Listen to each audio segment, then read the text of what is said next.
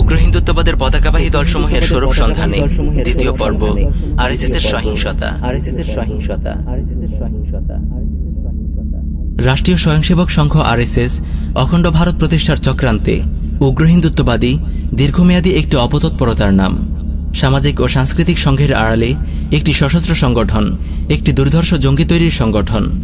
শুরু থেকেই আরএসএস একটি ভিত্তি সংগঠন হতে চেয়েছে, যে সংগঠন মূলত একটি ছাতার মতো হবে, যার ছত্রছায়ায় রাষ্ট্র এবং জনজীবনের সকল স্তরে উগ্র হিন্দুত্ববাদ প্রতীত হবে, যাতে করে ভারতবর্ষ রামরাজত্বের অখণ্ড ভারতে পরিণত হয়ে যায়।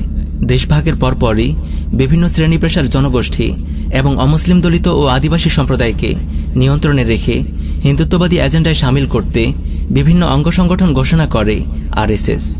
তবে বিশ্ব হিন্দু পরিষদ ও ভারতীয় জনতা পার্টির সৃষ্টি ছিল আরএসএসের বৃহৎ পরিকল্পনার অংশ। এই দুটি গোষ্ঠী এখন নিজেরাই উগ্র হিন্দুত্ববাদের বটবৃক্ষে রূপান্তরিত হয়েছে। বর্তমানে ভারতের ভেতর ও বাইরে সকল হিন্দুত্ববাদী এজেন্ডা বাস্তবায়নকারী সংগঠনের ছাতা হিসেবে কাজ করছে এই তিনটি উগ্র সংগঠন। সুতরাং এই বিষয়টি স্পষ্ট যে আরএসএসের চাষাবাদেই আজ ভারতের ভেতরে ও বাইরে গজিয়েছে অসংখ্য হিন্দুত্ববাদী সন্ত্রাসী সংগঠন। আরএসএস নিজেদের ব্যানারকে যতই নৃশংসতার কালিমা থেকে আড়াল করার চেষ্টা করুক না কেন, দেশভাগের পর মুসলিমদের উপর চলা বড় বড় সব সহিংস দাঙ্গায় আরএসএসের সরাসরি অংশগ্রহণের প্রমাণ পাওয়া যায়। আহমেদাবাদ 1969। এটি গুজরাট দাঙ্গা 1969 নামে পরিচিত। উগ্র হিন্দু সন্ত্রাসীদের হামলায় 1700 মুসলিম শাহাদাত লাভ করেন। সহস্রাধিক মুসলিম নির্মমভাবে আহত হন। প্রায় 1.5 লক্ষ মুসলিম তাদের সহায় সম্পত্তি হারান। মুসলিমদের তৎকালীন 320 কোটি মূল্যের সম্পত্তি ধ্বংস করে দেয় সন্ত্রাসী উগ্র হিন্দুরা। জাস্টিস জগমোহন রেড্ডি কমিশনের রিপোর্ট থেকে জানা যায়, এই দাঙ্গায় আরএসএস ও বিজেপির পূর্বরূপ এবং আরএসএসের সৃষ্টি ভারতীয় জনসংঘের লিডারদের সক্রিয় অংশগ্রহণ ছিল। এই দাঙ্গা 1989 সাল পর্যন্ত চলমান ছিল এবং এর মৃত্যু সংখ্যা দাঁড়িয়েছিল 3130 জনে। ভিওয়ান্দি জলগাঁও 1970। এই দাঙ্গায় মুসলিমদের ওপর উগ্র হিন্দু সন্ত্রাসীদের হামলায় প্রায় 200 মুসলিম শাহাদাত বরণ করেন। জাস্টিস জোসেফ ভিথিয়েথল কমিশনের রিপোর্ট থেকে জানা যায়, এই হামলা সংগঠিত হয়েছিল আরএসএস, ভারতীয় জনসংঘ ও শিবসেনার সন্ত্রাসীদের নেতৃত্বে। তালসেরি 1971।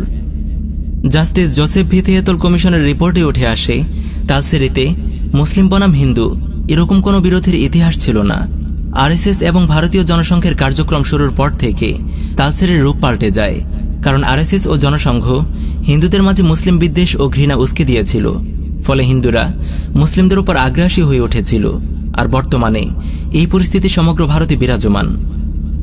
মোরাদাবাদ দাঙ্গা 1980। এই দাঙ্গায় 2500 মুসলিমকে শহীদ করে হিন্দু সন্ত্রাসীরা। এই গণহত্যার পেছনেও আরএসএস ও বিজেপির সংশ্লিষ্টতা প্রমাণিত। নেলি গণহত্যা 1983। ভারতে মুসলিমদের উপর চালানো ভয়ঙ্কর একটি ম্যাসাকার হল নেলি গণহত্যা। এই গণহত্যায় 10,000 মুসলিমকে শহীদ করে দেয় হিন্দু সন্ত্রাসীরা। এই গণহত্যায় জড়িত আসাম স্টুডেন্টস ইউনিয়নের সাথে আরএসএসের সখ্যতার প্রমাণ পাওয়া যায়। বাবরি মসজিদ ধ্বংসযজ্ঞ 1992। বাবরি মসজিদ ধ্বংসের নেপথ্যে বিশ্ব হিন্দু পরিষদ, বজরং দল, বিজেপি ইত্যাদি থাকলেও এর মূল মাস্টারমাইন্ড হল আরএসএস। দলগুলোর গুন্ডা বাহিনীর সাথে আরএসএসের সশস্ত্র সন্ত্রাসীরা মিলে 1.5 লক্ষাধিক সদস্যের জঙ্গি বাহিনী কর সেবক 1992-এর 6 ডিসেম্বর বাবরি মসজিদ গুড়িয়ে দিয়েছিল। গুজরাট দাঙ্গা 2002। গুজরাট দাঙ্গা ভারতে মুসলিমদের উপর চালানো সবচেয়ে বিভৎস ও হৃদয় বিদারক সহিংসতা। এতে শহীদ করা হয় 3000 মুসলিম, ধর্ষিত হন শত শত মা বোন, 1.5 লক্ষ মুসলিম হয় বাস্তুচ্যুত, 20,000 মুসলিম ঘরবাড়ি ও ব্যবসা প্রতিষ্ঠান ধ্বংস করে দেয় হিন্দুত্ববাদী সন্ত্রাসীরা। দাঙ্গার 2.5 বছর পর বিচারপতি ইউসি ব্যানার্জি কমিশন রিপোর্টে স্পষ্টভাবে প্রমাণিত হয়, গুজরাট দাঙ্গার নেপথ্যে ছিল নরেন্দ্র মোদী এবং আরএসএসের কালো হাত। এজন্য মোদীকে গুজরাটের কসাইও বলা হয়।